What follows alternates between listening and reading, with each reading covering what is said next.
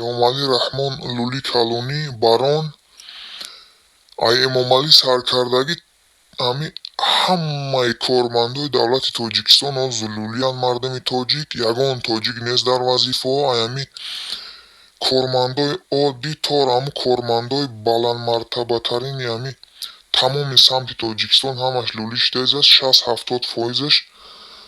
Мақсад ки аҳамияти чизи дӯстдоштаи лулӣ чия? Тилло. Хонаву дар амиёра аҳамиятияш мо айдрун, айберун маълум нест. Айдрун тамоми ашёшу тиллоӣ, тамоми ашёи рӯзгоршу тилло.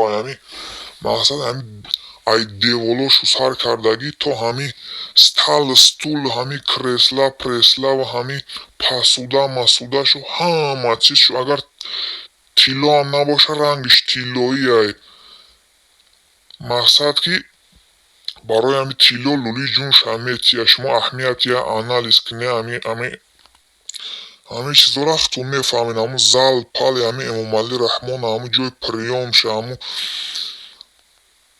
нақшу нигорошу ранга намудшу хонаву дар амиёра аҳамиятие мефаҳмед. Ино 30 сол аст тилло ҷамъ карданд. Мардуми тоҷик конои тиллои Тоҷикистонро захват кардагӣ мардуми тоҷикро киштаезанд, мардуми тоҷикро беватан карданд, мардуми тоҷикро дарбадар карданд, мардуми тоҷикро саргардон кардагианд, мардуми тоҷикро бесавод кардагианд. 30 солши тилло ҷамъ доранд.